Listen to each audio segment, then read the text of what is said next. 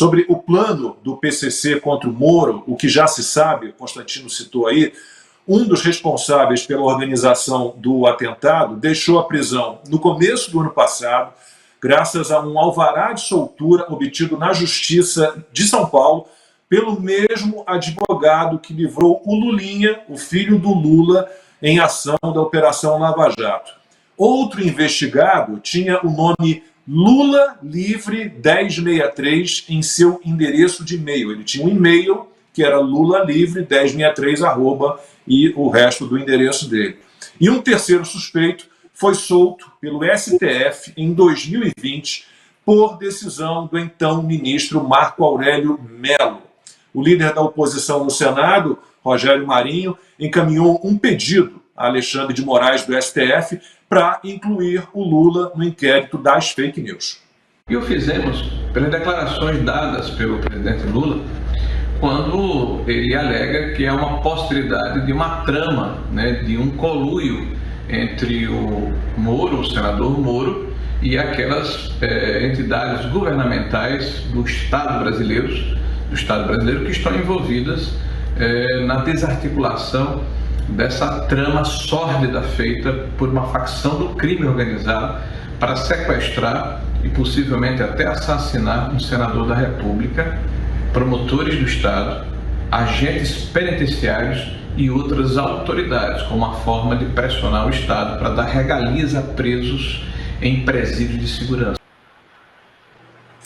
O deputado federal Nicolas Ferreira protocolou no Supremo um pedido de investigação contra Lula. O deputado Deltan Dallagnol protocolou uma representação na Advocacia Geral da União para que seja investigada uma possível propagação de fake news na declaração do Lula contra o Moro. E o Partido Novo acionou a PGR acusando o petista de prevaricação. Constantino, é impressionante, né? De um lado, podem mentir à vontade, fazer ameaças, falar os maiores absurdos do mundo, que o STF dorme, que a Justiça dorme, que ninguém faz nada. É impressionante. É muito surreal o que estamos vivendo, né? Pegando carona no que dizia o Luiz, né? Veja, alguém queria trocar de lugar com o Sérgio Moro nesse momento e saber que um grupo do tamanho do PCC, com o poder que o PCC tem, considerado terrorista pelos Estados Unidos, quer te matar e estava espionando até o posto de gasolina que você frequenta e sua casa? Então, assim, essa turma da imprensa não cair na real e não tocar o bumbo do que está acontecendo no país hoje os torna cúmplices de uma coisa realmente nefasta. É uma coisa surreal, né, Lacombe? E veja, o silêncio do Rodrigo Pacheco, muito bem lembrado pela Ana, essa imprensa toda que finge que o Lula ainda pode voltar a si, como se isso não fosse a essência dele, né? O Lula não aceitou participar do personagem que inventaram. E aqui a gente tem que perguntar o motivo. Porque eu tenho feito minha análise, Lacombe, de que o sistema não queria Lula. O sistema meio tucano, a própria imprensa, cheia de Verinha e Miriam Leitão por aí, essa turma da imprensa da Globo e tudo não queria Lula. Eles preferiam 1000 vezes a tal terceira via. Um Eduardo Leite, uma Tebet da vida. Não deu, né? Então tiveram que passar borracha na biografia do sujeito e trazer o Lula mesmo e passar pano para ele, né? Falar, olha, não tá bom, mas também não vai ser o caos, né? Tá ruim, mas podia ser pior ainda. Então fica nesse malabarismo, nesse contorcionismo todo, para defender o indefensável. Mas mesmo ali começam a bater cabeça. Claro, começam a pular fora do barco. E aí vem o ponto, né? Se o sistema não queria Lula, se Alckmin está ali como seguro, se Alexandre de Moraes não é um cara do PT, né? Trabalhou com Alckmin, e o Lula está ligando o dane-se dessa maneira, logo no começo, né? O que está acontecendo? Essa é a pergunta que fica. E aí a gente pensa assim, olha, já vão começar o projeto Alckmin, já estão mandando o chuchu para o aquecimento. O Paulo Coelho já, não sei se a gente tem um tweet aí, o Paulo Coelho já abandonou o barco. Né? Eu votei no cara, me arrependo. Já tem um monte de gente que fez o L e está arrependido. A Dora Kramer está dizendo assim, gente, para com essa história de fez o L, isso é uma idiotice, é ridículo. Pô, o Armínio Fraga no comecinho estava assim, eu tenho medo, votei, mas tenho medo. Então os tucanos estão todos agora falando assim, rapaz, o homem veio para valer, né? Então, das duas, uma. Ou eles realmente são idiotas a ponto de acreditar num Lula, paz e amor, que veio pacificar o país, salvar a democracia, ou eles não esperavam que o Lula viesse com tanta sede ao pote tão rápido. E aí tem uma questão importante. Por que ele está fazendo isso?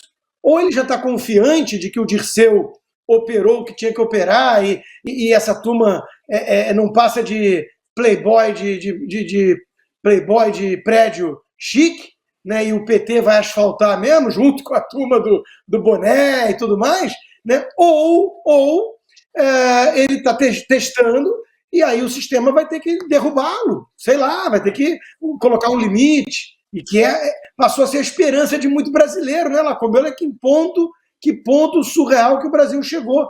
E era tudo que os tucanos queriam, que o brasileiro decente, antipetista por conclusão lógica, o brasileiro decente tem que ser antipetista, ele vai começar a olhar para o sistema tucano como salvador da pátria.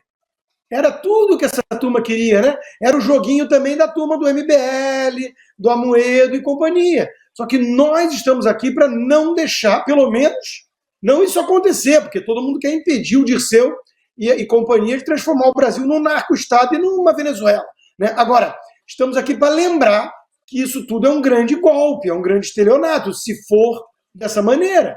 Nós estamos aqui para lembrar que eles criaram um teatro pitoresco, chinfrim, né? Absurdo. Então não dá para levar a sério um negócio desse.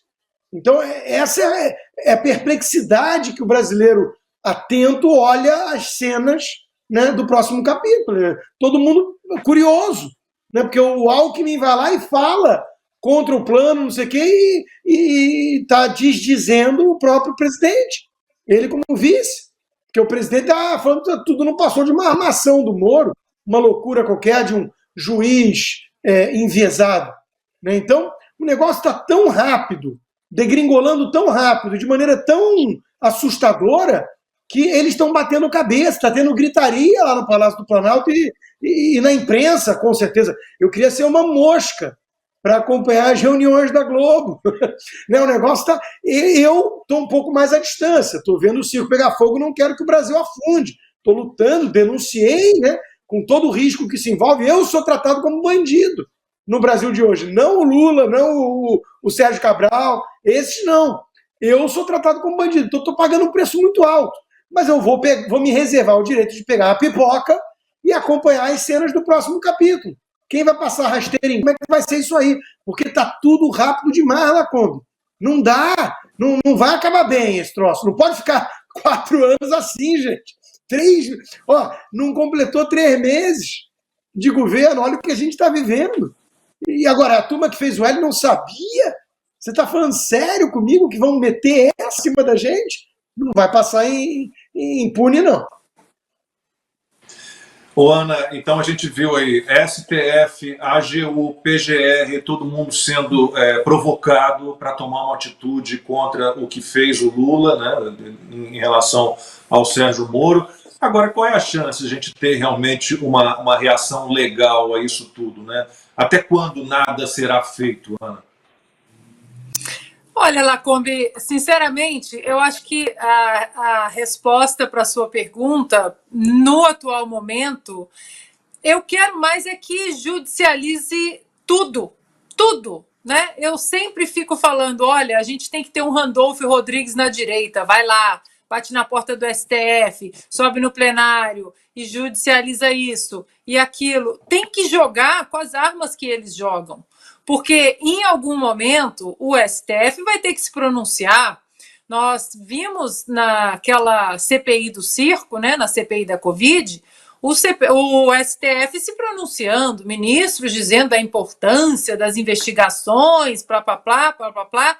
E agora, na CPMI do 8 de janeiro, que não falaram nada, absolutamente nada até agora. Eles que foram até as redes sociais, deram entrevistas e falaram que a República estava sob terroristas, sob um perigo eminente do terrorismo, que houve um golpe, uma tentativa de golpe, mas quando todos na direita tentam empurrar a CPMI do 8 de janeiro para mostrar exatamente transparência para o Brasil, o que de fato aconteceu, não, silêncio absoluto. Então, eu sou a favor de colocar mesmo, bater na porta do STF o tempo todo. Se é isso que a esquerda faz, perturba, a gente tem que fazer isso também. Tem que pegar todas as armas. Não adianta seguir uma linha só do passado. Não, a direita vai sempre falar no plenário. Não, tem que fazer o que o Nicolas faz, o que o Rogério Marinho faz, o que o Sérgio Moro agora, todo mundo pediu para que ele fosse um pouco mais incisivo como senador, ele fez um vídeo um pouco mais incisivo. A gente tem que usar de tudo. Agora, sobre o que o Consta estava falando, né, dos tucanos, que os tucanos agora vão tentar empurrar o Lula para debaixo do ônibus, né? E muitos estão dizendo, não, que absurdo, olha só o que aconteceu, ex-tucanos. Mas teve também, Consta, muito conservador e liberal que pregou voto nulo, que entre Bolsonaro e Lula, não, o voto nulo é uma coisa moral. Nós vimos isso, de conservadores e liberais. Armínio Fraga, Henrique Meirelles, todos fazendo L, e teve gente também dessa turma de conservadores e liberais dizendo, não, o voto nulo é uma coisa moral. Se você não gosta nem do Bolsonaro e nem do Lula, o voto nulo é um voto moral. Ora, não era questão de você votar no Lula, de você não votar no Lula apenas por não votar em nenhum dos dois, apenas por não gostar do Lula ou do Bolsonaro, mas nós sabíamos que se o Lula vencesse, que tipo de projeto de poder estaria, e hoje nós estamos vendo, como chefe do executivo. Isso é inadmissível, você não querer, por nojinho, por ser limpinho, porque eu leio Edmund Burke, eu não vou votar no Bolsonaro, porque o Bolsonaro não é conservador, porque o Sérgio Moro também não é, porque não sei quem. Gente, era um projeto de poder para colocar o Brasil de novo dentro do Foro de São Paulo.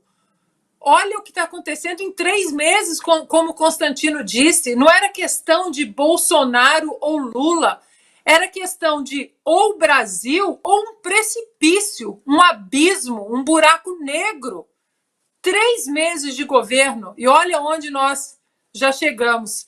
Então, onde estava o pragmatismo desses conservadores e liberais, voto nulo, não, porque o Lula, ele agora está mais paz e amor. Ora, façam-me o favor, essa conta do que está acontecendo no Brasil hoje é de vocês também, esses nomes a gente não vai esquecer, não. Nós vamos continuar lutando pelo Brasil, até porque gente como Constantino, jornalista importante, Constantino, Paulo Figueiredo, Guilherme Fiuza, temos um jornalista exilado aqui nos Estados Unidos, o Alan dos Santos, todos estão pagando por exatamente mostrar a covardia que seria o PT voltar ao poder, enquanto teve gente que ficou pregando o voto nulo porque eu não quero me sujar no bolsonarismo. Ora, essa conta do que está acontecendo hoje também é de vocês. Luiz, e esse espírito violento, né, raivoso do Lula, ele acaba contaminando, de certa forma, todas as relações governamentais. A gente tem visto várias brigas dentro do Ministério, ministros brigando uns com os outros, Rui Costa contra o Haddad, contra Simone Tebet, está uma confusão danada, Lira contra o Pacheco, e aí a gente fica aqui meio perdido. A gente torce para quem? Torce pela briga, é isso? Eu acho que, no momento, tudo que nos resta é torcer pela briga, né?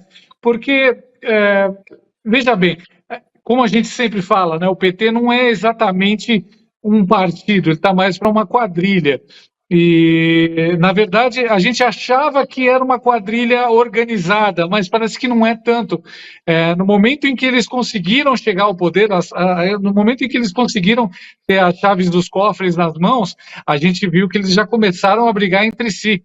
Na verdade, a gente esperava um certo conflito entre o pessoal do PT e o pessoal do Alckmin, né? O pessoal mais moderado, o pessoal que fez essa frente ampla, né? Porque, como a gente sabe, são dois grupos que sempre foram concorrentes e que tiveram que se unir, apesar dos pesares, para se livrar do Bolsonaro. Só que a partir do momento em que eles chegassem ao poder, ao Palácio do Planalto, aí é game. A gente esperava que esses dois lados começassem a brigar, né, esses dois lados da frente ampla, mas, na verdade, começaram a brigar até dentro do próprio PT. A Gleisi tem sido uma voz muito dissonante, né? Ela já atrapalhou o Haddad, agora ela já falou, né, sobre o aumento dos impostos dos combustíveis, ela não queria, enquanto o Haddad queria.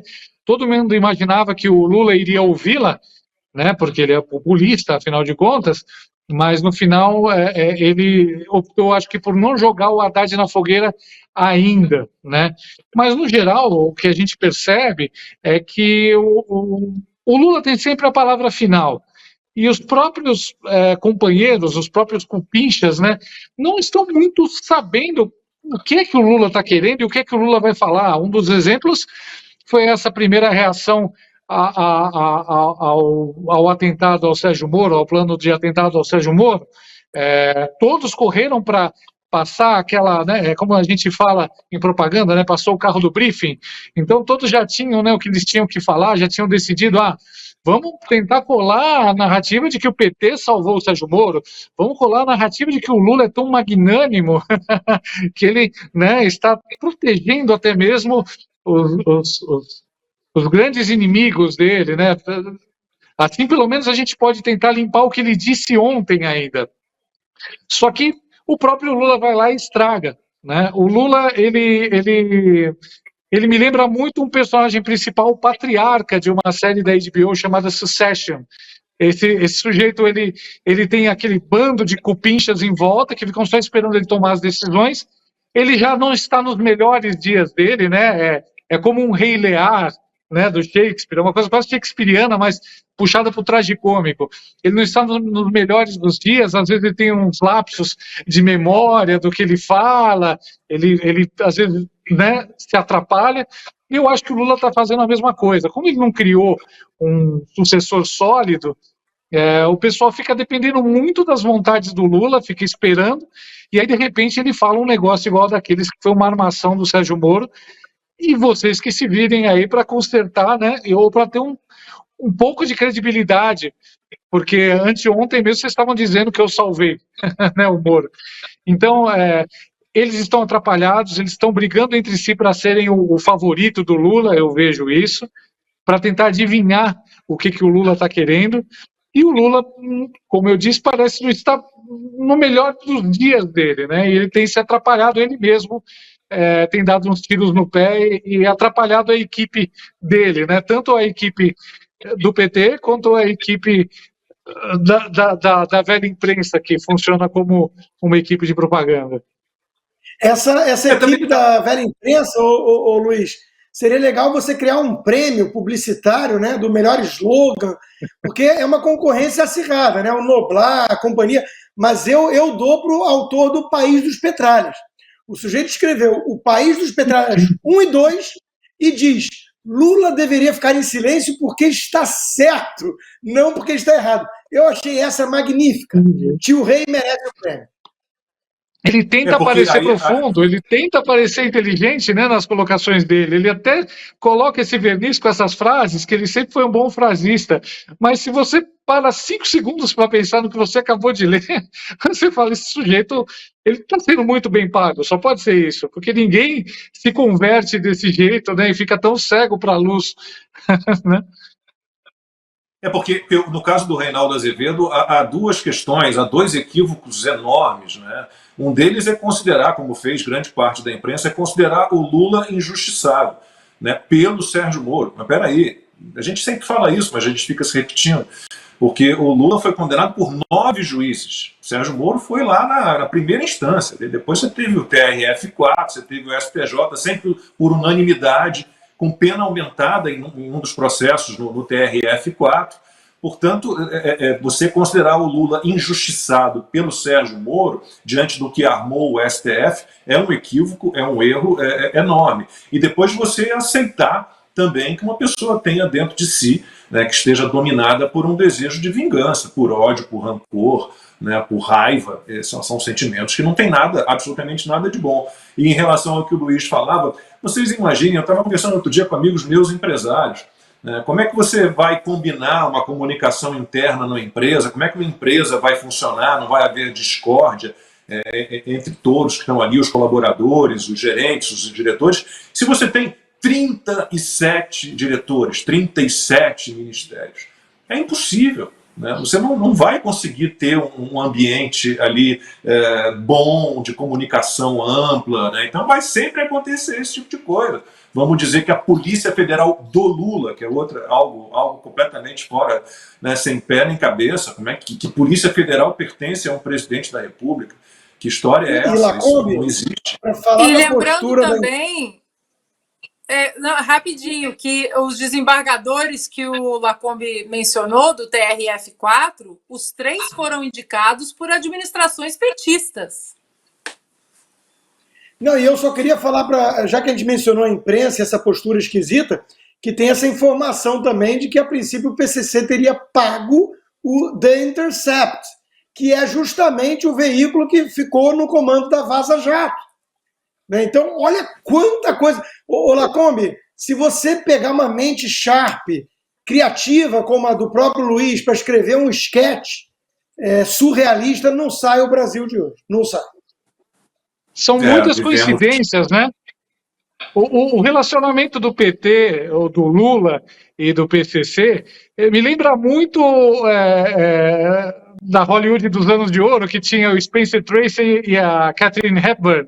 Né? Eles eram amantes e foram amantes por 26 anos. E todo mundo sabia, mas virava a cara e falava, não, tudo bem, porque o Spencer era casado. No final, o Spencer, quando ele morreu, ele passou mal, ele estava na cama da Katharine Hepburn, e a Katharine ligou para a esposa do Spencer, avisando, acho que ele está mal. Eu acho que vai ser mais ou menos assim, todo mundo está virando a cara, todo mundo, né, finge, né, eu digo na imprensa, finge que não tem nada a ver, que são apenas coincidências, não, vamos deixar para lá, colocam panos quentes, mas, na verdade, as evidências e as coincidências são muitas, né, não dá para se ignorar isso se você quiser ser levado a sério como jornalista. Tem muita investigação ainda para rolar, né? O Constantino citou aí essa lista de despesas do PCC e está lá realmente Intercept. Tem muita gente ali, tem muita organização ali e muito caminho para essa investigação seguir adiante.